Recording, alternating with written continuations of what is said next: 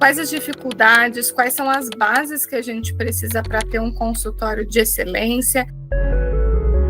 Então, esse primeiro slide que eu coloquei aqui foi meio que um mapa mental, porque eu queria trazer um pouquinho o que se conecta quando a gente pensa em ter um consultório de excelência. Então, eu queria colocar o cérebro da gente um pouquinho para pensar. Tem aqui a palavrinha de personalização. Quando a gente pensa em excelência, a gente tem muito isso do paciente se sentir único, porque isso acaba aplicando também para a parte online, né? Muitas vezes a gente não tem ali a questão da estrutura física, mas esse encantamento ele também pode existir no online. Então, a personalização vai ser desde chamar a pessoa pelo nome, a cartinha que vai, quando vocês vão vender um teste genético, às vezes ele tem a logo de vocês, às vezes vocês não conseguiram uma parceria que tem a logo, mas vai uma cartinha dentro, vai um folder, a gente consegue enviar alguma coisa para esse paciente do online que seja barato, tipo num envelope. Então, um papel carta hoje no correio são centavos. Quando você envia alguma coisa que tem peso, vou enviar o chocolate, daí outros 500 teria que ser num pacote, num produto que vocês têm um valor agregado para ter margem. Mas a cartinha não. Então, o nosso foco aqui é sempre o efeitual. Pode ser na abordagem, pode ser e tem que ser na conduta e no resultado que a gente traz, no acompanhamento, enfim. Então, nessas conexões que eu coloquei aqui, uma delas é formação contínua, porque não adianta para eu entregar resultados de excelência, eu sempre tenho que estar acompanhando o que tem de novo.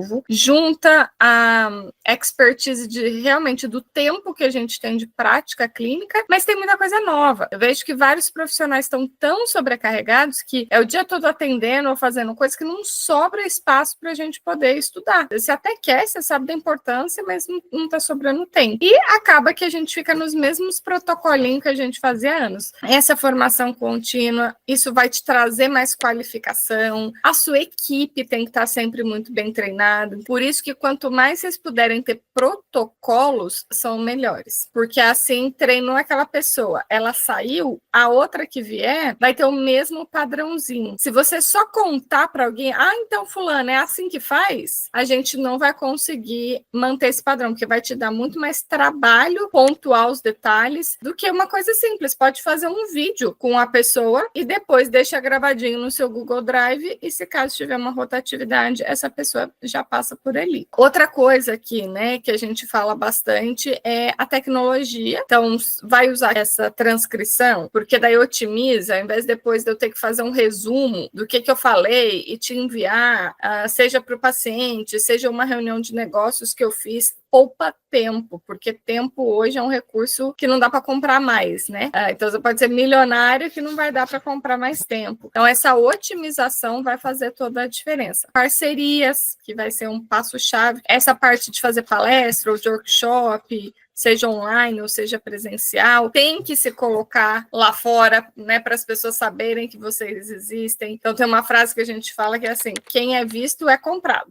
né, nem é lembrado, né? Eu preciso estar me expondo de alguma forma, com ética, claro. Eu sei que daí entra a parte tempo, mas a gente precisa, de alguma forma, que as pessoas saibam que a gente existe. Nessa parte, o que é interessante também é a gente pensar no famoso liberdade geográfica, né? Onde as parcerias online elas são a base e a da cidade que a gente está é um extra, porque se caso você precisa mudar, se um dia você estiver viajando, enfim, você foi visitar a família em outro lugar, você continua, né? O seu trabalho ele não fica dependendo do local físico que você está. Então, vamos pensar em trabalhar nessas parcerias de como conseguir essas parcerias online também. Então, quando eu comecei, por exemplo, foi que eu cheguei em Curitiba, também não conhecia ninguém, eu fui tomar um chá na Moncloa, olhei e falei, gente, mas não tem nada de propriedade terapêutica aqui. Será que o dono não quer essa parte? Será que eu não consigo vender uma consultoria falando disso? Ou às vezes que seja uma parceria de dar uma palestra para o público que é dele, porque daí as pessoas me conhecem. Muitas vezes a gente vai precisar fazer isso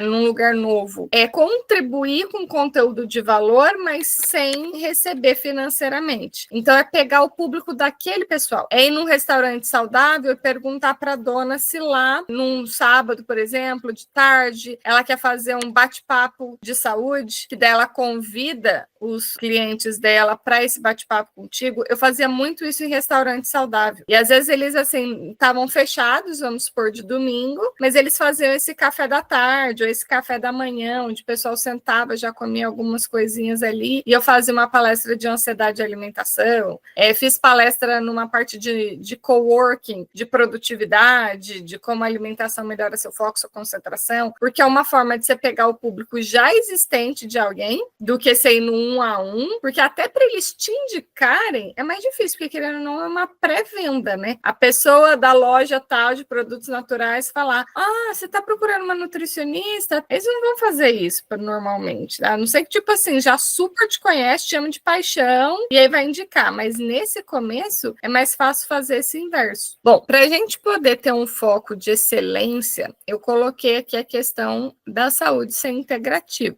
O que eu quero? A minha visão é uma questão do futuro. Qual que é o meu objetivo lá na frente? Ajudar pessoas a prevenirem o câncer. A gente tende a achar que porque vamos cobrir tudo, que eu vou segurar esse paciente. Vai ser na hora que ela quer engravidar, durante a gestação, a hora que a criança nasce, a introdução alimentar, enquanto essa criança está pré-escolar, ela vai sempre ficar comigo. Às vezes ela vai ficar com você naturalmente porque ela gostou de você e quer dar continuidade. Mas verbalizar isso e sair fazendo post de tudo isso vai atrair pessoas em momentos diferentes. Vai virar mãe grávida, vai virar a mulher com vontade de ser mãe, vai virar a mãe que tem um bebê de 6 meses, o outro que tem uma criança autista de 4 anos, e aí aquilo que a gente falou de tempo muda, porque a sua linha de raciocínio para cada um desses, a tecnologia que você usa, as dietas que você tem, os protocolos. Na parte, quando a gente vai falar de enxaqueca, parece que, é pequeno o tema, mas, gente, você pode trabalhar. A enxaqueca pode ser por alergia alimentar. De qual alimento? Nossa senhora, já deu 15 posts. Mas fica reforçado que a sua expertise é cuidar da enxaqueca. Então, a pessoa tem enxaqueca, ela vai lembrar de quem? Equipe multidisciplinar. Eu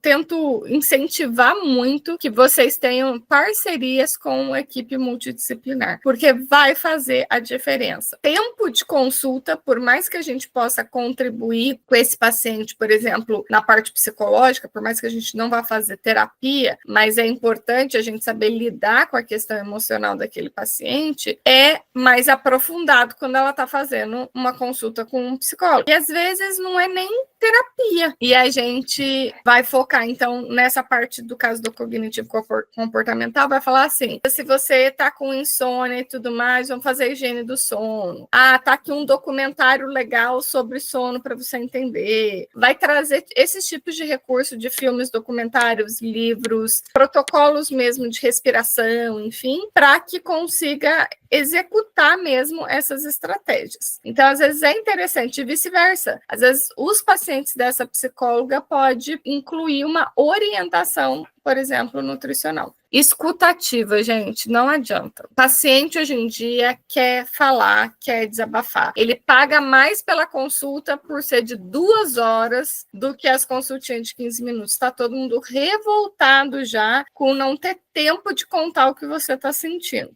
Então, é um grande diferencial que não deveria, né? Deveria ser todo mundo, mas é um diferencial o seu tempo de escuta. E essa escuta pode vir lá do comercial, que às vezes você vai ter uma equipe comercial, às vezes você vai ter a secretária, que é ouvir as dores dessa pessoa para daí ela conseguir se encantar pelo processo. A formação, que é muito importante vocês continuarem, e focar na prevenção. Por mais que a maior dor do cliente seja o sofrimento atual, estou com enxaqueca agora, essa enxaqueca atrapalha a minha vida, mas além de curar aquilo que for possível de curar, mas se vocês focarem em prevenir, vocês vão ser a referência daquele paciente, se for ter estrutura, né, presencial e física ali. Então, pensem nos materiais que vão ter. Então, se vocês estão numa equipe multidisciplinar, a clínica que eu estava atendendo em Curitiba tinha um ultrassom. Isso ajudava muito quando o paciente estava com gás ou tinha alguma dor, ali na própria clínica já passava pelo ultrassom.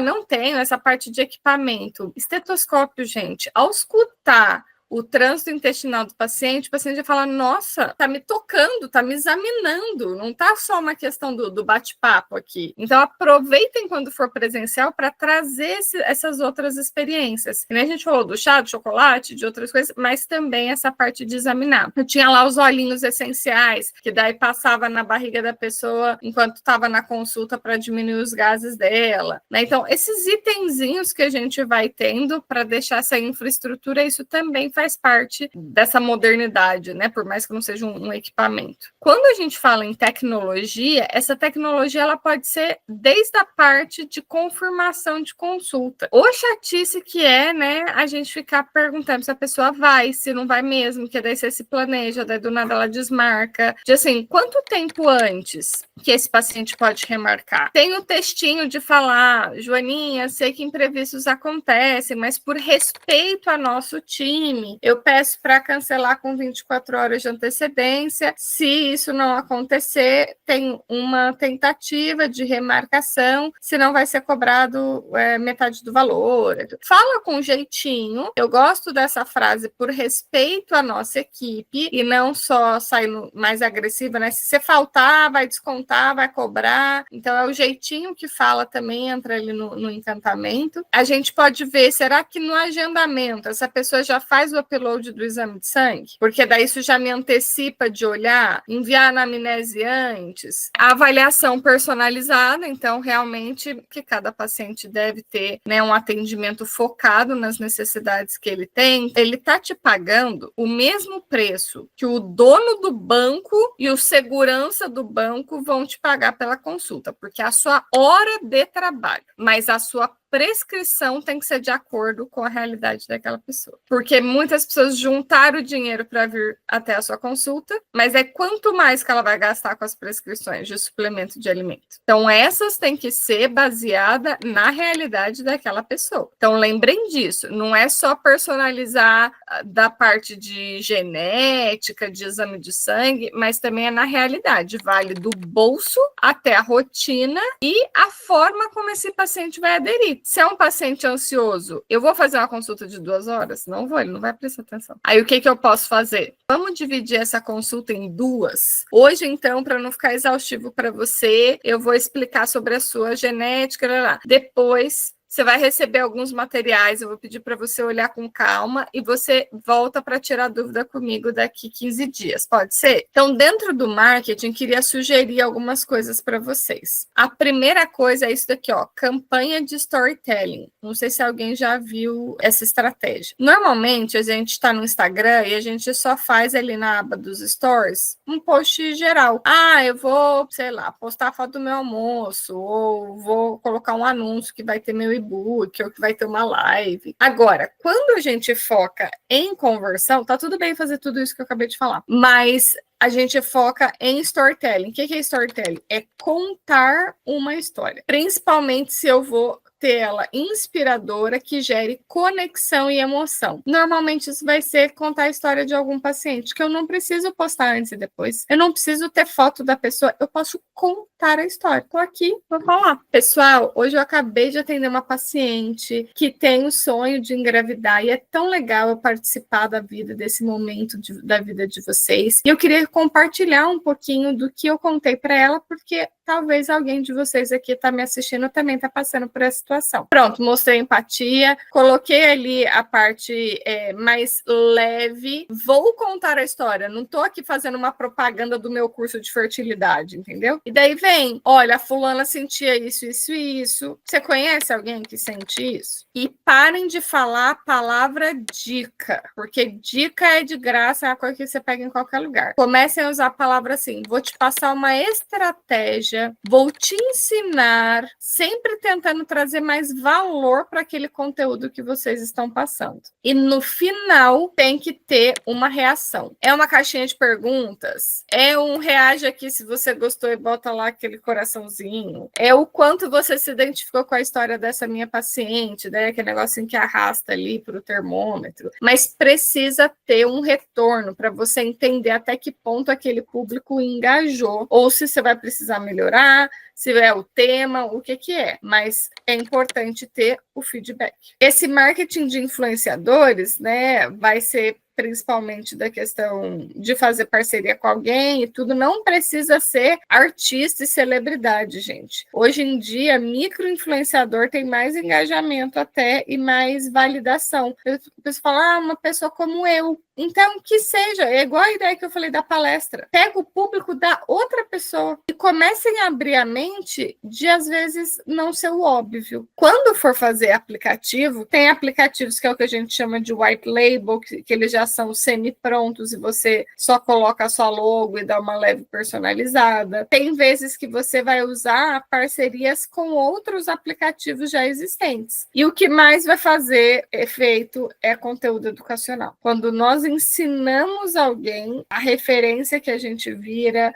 a confiança com a pessoa é muito maior. Então, não adianta, vamos ter que produzir conteúdo. E não caia nessa coisa do anúncio de marketing que aparece assim. Você não cresce no Instagram porque você está produzindo conteúdo de valor. Você acha que a pessoa que faz a dancinha da batata tem um monte de seguidor porque não é conteúdo relevante. Gente, eles estão querendo vender o peixe deles. Na área da saúde não tem jeito. A gente tem que fazer conteúdo e conteúdo relevante. A gente sente que tem muita concorrência, porque está tendo muito profissional de saúde, ou a gente concorre com gente que nem era para concorrer, blogueiro, por exemplo. Vai fazer curso online, né? Tem 500 cursos online ali, o paciente já não sabe de quem que compra. Consulta, daí você tem outros profissionais, ou às vezes as pessoas não te conhecem, não tem esse reconhecimento profissional, não dá tempo de estudar mais, então às vezes a gente tenta se atualizar, mas parece que a gente está sempre para trás. O relacionamento com o paciente demora tanto para virar cliente, que a hora que vira você resolve, mas tem uma certa dificuldade de dar essa continuidade aí com o paciente e construir essa nossa autoridade. Porque você fica, eu sei do que eu estou falando, mas eu sou referência em enxaqueca, em intestino, ou seja, do que for. Então, não se preocupem com isso de achar que todo mundo está falando a mesma coisa, porque eles não estão.